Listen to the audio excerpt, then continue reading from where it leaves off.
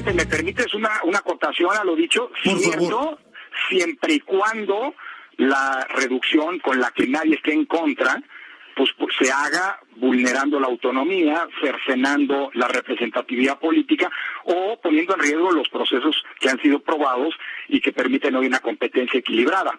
Dicho eso, adelante toda la lógica de abaratamiento de las elecciones, pero nunca poniendo en riesgo la certeza que hemos logrado conseguir y que es un insumo democrático del país, Pepe. Creo que esa es la clave. Todos estamos de acuerdo en que debe haber austeridad, de acuerdo, sí, Sin pero duda. ¿qué tan riesgoso es que en un momento dado la austeridad ponga en riesgo lo que tú refieres?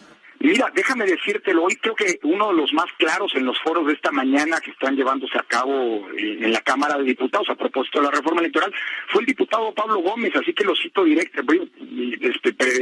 lo cito no textualmente, pero sí directamente. Si pensamos solamente en términos de costo, podemos equivocarnos. Aquí de lo que se trata es en hacer un sistema electoral más funcional, más robusto y eventualmente menos oneroso para las y los mexicanos. Y creo que ahí está la clave, Pepe, porque las elecciones en México, mira, déjame decirlo así, esto es lo que platicaba en la mañana con los diputados, las elecciones, el sistema electoral en México, en términos generales funciona y funciona bastante bien. Nos ha permitido, es mejorable sin lugar a dudas, es perfectible sin duda, pero es un sistema que nos ha permitido que en los últimos 5 años, en las elecciones que se han dado entre 2015 y 2019, pues hayamos tenido el índice de alternancia más grande en la historia democrática del país. Nunca tantas alcaldías, tantas diputaciones locales, tantas gubernaturas, tantas diputaciones federales y senadurías habían cambiado de ganador de una elección a otra, por un lado. Y por otro lado, no nos olvidemos que las elecciones de 2018 y las que acaban de pasar de 2019 son elecciones en las que hubo un reconocimiento generalizado de parte de todos los actores de que estuvieron bien conducidas y que se permitió y garantizó el respeto al voto libre. Hoy mismo el fiscal don José Agustín Ortiz Pinchetti, uno de los fundadores del Consejo General, primer Consejo General Ciudadanizado, reconoció el buen trabajo de las autoridades electorales. Dicho eso, mejoremos el sistema, no pongamos en riesgo todo lo que se ha venido construyendo y construyendo discretamente bien. Bueno, ¿estás de acuerdo, sí, que hay que hacer una reforma electoral para que funcionen todavía mejor las elecciones? Pero me llama la atención, versiones, he leído, versiones en donde se habla de desaparecer los organismos estatales electorales,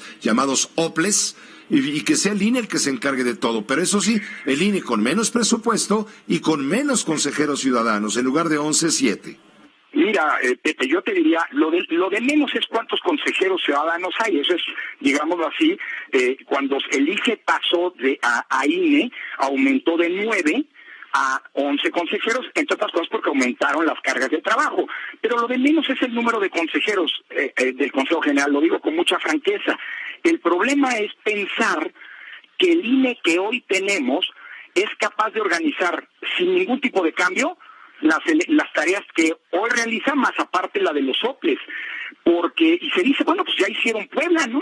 La elección de Puebla, la hizo sola el INE. Incluso yo diría, pues hace unos años hicimos también la elección extraordinaria de gobernador de Colima, tú recordarás. Sí, pero en ambos casos solo nos dedicamos a hacer esa elección, es decir, la estructura del INE se volcó a hacer esa elección.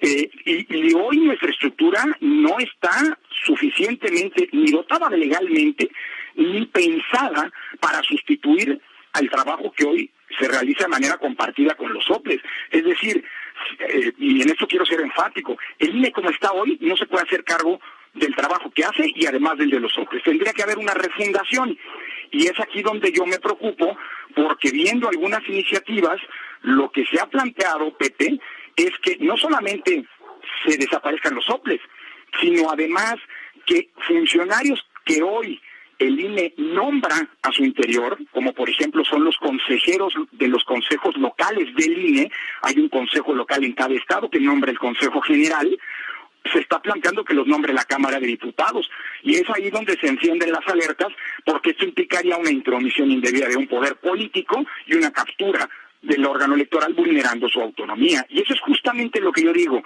mejoremos el sistema, no pongamos en riesgo estas tres cosas que te mencionaba, ni la autonomía de la autoridad electoral, ni las reglas que han permitido, digámoslo así, procedimientos ciertos, conocidos y que garantizan una cancha pareja entre los contendientes, ni la representatividad de nuestro sistema político, que hoy permite que mayorías y minorías, que el pluralismo que existe en nuestro país se vea reflejado en las cámaras del Congreso, ¿no? Ese es el riesgo real de llevar a cabo una reforma, ¿no? Que en caso de darse en términos de exclusivamente austeridad, en fin, pues se volvería una contrarreforma electoral, porque nos llevaría al regreso quizá de viejos tiempos del priismo, cuando un partido hegemónico era el que dominaba las decisiones electorales, que mucho trabajo costaron a los ciudadanos mexicanos independizar del poder central. Entonces estaríamos en el riesgo de volver a los tiempos de la dictadura perfecta, como llamó en su momento el escritor premio Nobel Mario Vargas Llosa al PRI. Si no se hacen bien las cosas, el riesgo es latente. Yo siempre he sostenido que el camino a la democracia es un camino que también trae aparejado, si no se cuida a la democracia, la regresión antidemocrática. Por eso yo decía la semana pasada, en la inauguración de estos foros, por cierto, en algo que coincidíamos la Secretaria de Gobernación y un servidor, cuidemos a la democracia, porque si no la cuidamos, cuando menos nos demos cuenta, a lo mejor incluso de manera imperceptible, la habremos perdido. Yo creo que una reforma es, pues, pertinente, nadie está en contra de mejorar lo que hoy tenemos, al contrario. Es más, nadie está en contra, Pepe, de que lo que hoy es muy caro, que son nuestros procesos electorales, cuesten menos en el futuro, siempre y cuando esta no sea una premisa para debilitar lo que hemos conseguido. Y justo en ese sentido, Pepe, es que hoy pues pusimos sobre la mesa desde el propio INE una serie de propuestas que podrían generar ahorros importantes de dinero sin vulnerar, como te decía, ni la autonomía de la autoridad electoral, ni la certeza de las elecciones, ni la representatividad del sistema político. Y son concretamente dos. Puede haber muchas más, pero son dos de entrada. Una, avancemos hacia la urna electrónica, Pepe. Es lo que te iba a preguntar justamente, ¿para qué tanto brinco si se puede ya modernizar el proceso electoral con urnas electrónicas? Sin duda, y de hecho, Pepe, lo han experimentado exitosamente países como Brasil y la India, que no son particularmente democracias consolidadas y añejas, en donde la confianza es el punto de partida. Son países en los que hay una desconfianza en la ciudadanía y en los partidos, igual que en México. Y esos países han avanzado, insisto, con éxito hacia el voto a través de urnas electrónicas. Según cálculos del INE, preliminares sin duda, una urna electrónica podría traer ahorros en la capacitación electoral, en el trabajo de campo, en los materiales electorales, boletas, actas, etcétera, en el PREP, en el conteo rápido, en los recuentos, del orden de 4,000 a 4,500 millones de pesos por elección federal. No hablo de las locales. Claro que hay una inversión inicial en las máquinas, en las urnas electrónicas, en las urnas electrónicas, en las urnas boletas electrónicas, tienen muchos nombres, pero esta es una inversión que rápidamente se recuperaría si piensas que además esas podrían utilizarse en elecciones sindicales, en las elecciones internas de los partidos políticos, etcétera.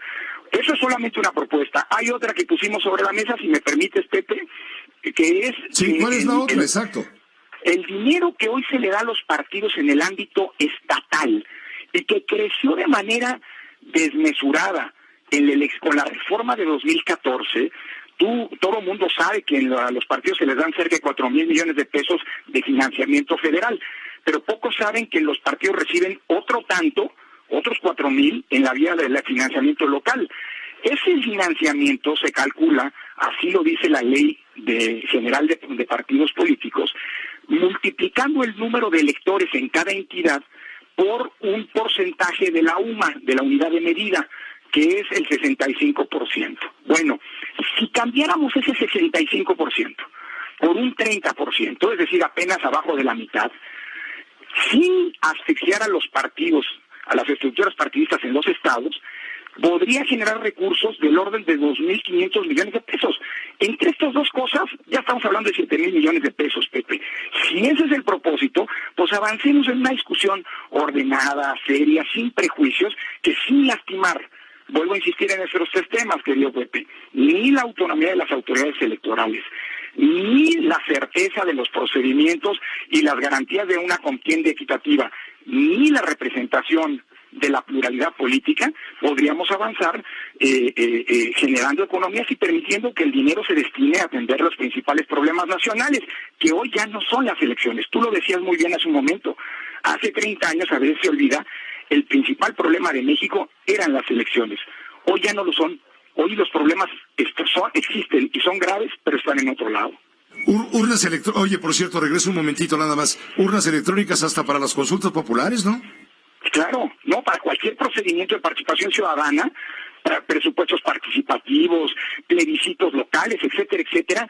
Bueno, ¿sabes qué hacen los brasileños luego de haber hecho ellos producido sus propias urnas?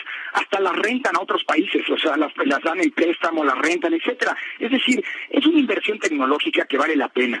Y yo entiendo que hay muchos desconfiados. Como dicen, la burra no era arisca, ¿no?